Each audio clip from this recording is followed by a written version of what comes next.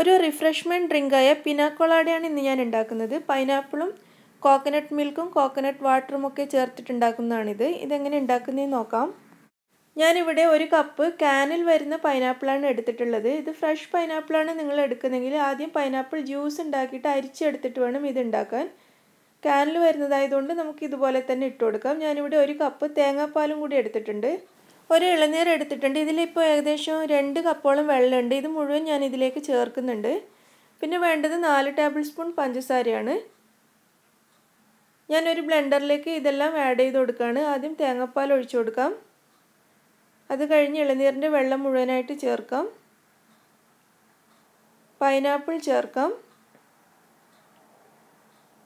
4 table spoon പഞ്ചസാര കൂടി ചേർക്കാം. ഇതൊരു നോർമൽ മധുരം മാത്രമേ ഉണ്ടാവുള്ളൂ. നല്ല മധുരം വേണമെന്നുള്ളവർക്ക് കൂടുതൽ പഞ്ചസാര ചേർക്കണം. ഒരു 6 ടേബിൾ സ്പൂണെങ്കിലും ചേർക്കേണ്ടി വരും. മധുരം അവരവരുടെ ഇഷ്ടത്തിനനുസരിച്ച് ചേർക്കുക. പിന്നെ ഇളനീരിൻ്റെ ഉള്ളിലുള്ള കാമ്പും കൂടി നമുക്ക് ഈ ബ്ലെൻഡറിലേക്ക് ഇടാം. ഇതിലിപ്പോൾ 1-2 സ്പൂൺ കാമ്പ് മാത്രമേ ഉള്ളൂ. കൂടുതലുണ്ടെങ്കിൽ മുഴുവൻ ഇട്ടോളൂ. പിന്നെ തേങ്ങ പോലെയായ കട്ടി കൂടിയ കാമ്പാണെങ്കിൽ അത് ഇടണ്ട. വെള്ളം മാത്രം ചേർത്താൽ മതി. അത് ചേർത്ത് കഴിഞ്ഞാൽ ടേസ്റ്റ് ഉണ്ടാവില്ല. നമുക്കിതിനെ നന്നായിട്ട് അടിച്ചെടുക്കാം. ഞാനിതിവിടെ നന്നായി ബ്ലെൻഡ് ചെയ്ത് എടുത്തിട്ടുണ്ട്. 2 ഗ്ലാസ്സുകളിലേക്ക് ഇത് ഒഴിക്കാം. നമ്മുടെ വളരെ ടേസ്റ്റിയേറിയ പിന കൊളാഡ ഇവിടെ റെഡി ആയി കഴിഞ്ഞു.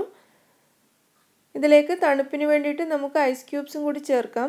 ഈ പിന കൊളാഡ പൊതുവെ ഉണ്ടാക്കുന്നത് റം ചേർത്തിട്ടാണ്. നമുക്ക് റം ഒന്നും ചേർക്കാതെ വീട്ടിൽ തേങ്ങാപ്പാലും പൈനാപ്പിളും ഒക്കെ വെച്ചിട്ട് നമുക്കിത് ഉണ്ടാക്കിയെടുക്കാവുന്നതേ ഉള്ളൂ. നല്ലൊരു റിഫ്രഷ്മെൻറ്റ് ഡ്രിങ്കായിട്ട് നമുക്കിത് യൂസ് ചെയ്യാം.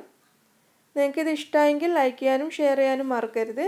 അതുപോലെ എൻ്റെ ചാനൽ സബ്സ്ക്രൈബ് ചെയ്യാത്തവരാണെങ്കിൽ സബ്സ്ക്രൈബ് ചെയ്യാനും മറക്കരുത്. താങ്ക്